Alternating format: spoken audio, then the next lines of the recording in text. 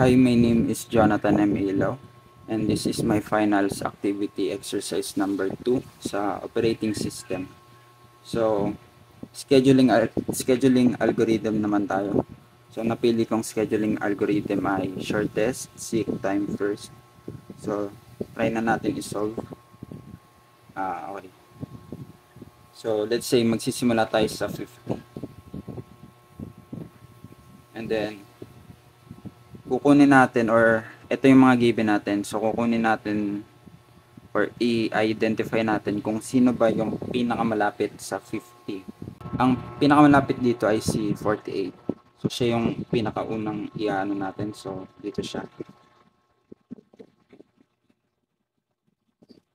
Yan. Check natin siya para hindi tayo malito. Sunod, si 45. Kasi ito si 48, ito si 50. Yan. Para hindi tayo malito, sulat natin. So, si 48, pinakamalapit siya sa 45. So, dito siya. And then, sumunod, ang pinakamalapit sa 45 ay si 56. So, check natin yung 45. 56 dito. Ito si 56. Check natin si 56. Sunod, ang pinakamalapit sa 56 ay 33.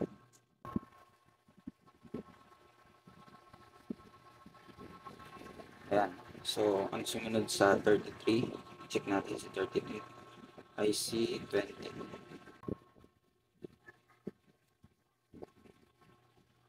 Hindi siya pantay. Ayan. So, kita naman.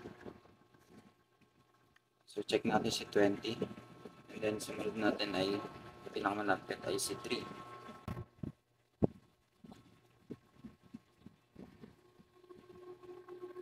Ayan, medyo baba na siya.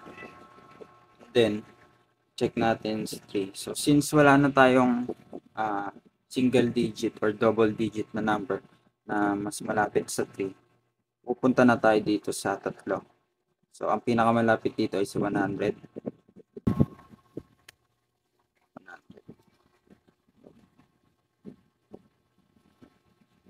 And then, sunod si 120. And then, ang pinaka-last si 188. So, sumunod, pagkatapos na natin siya matrace ng graph, ang susunod natin gagawin dito ay kukunin natin yung mga distance or intervals ng bawat tracks. So simulan natin yung pagkuha. So 50 minus 48. Ganito lang yung pagkuha ng ng tracks. Tapos may gagawin tayo mamaya na parang i-overall natin yung mga remaining tracks or intervals na makukuha natin. So 50 minus 48 is 2. Sulat ko muna lahat. So 48, 45, 56, 45,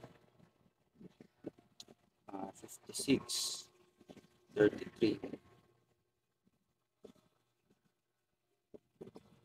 and then 33, 20, and then 23.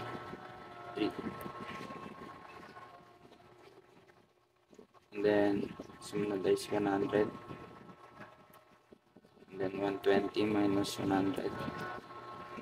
Si 188 minus 120. So, nakompleto na natin yung bawat tracks. I-minus na lang natin siya. So, gamit tayo ng calculator. So, 48 minus 45. 3. Ito ay 56 minus 45. 11. And then 56 minus 33.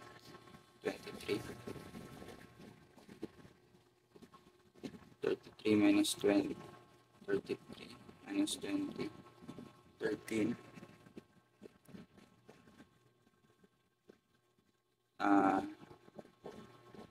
17. Ito ay 97. 20. And then 188 minus 120. 68.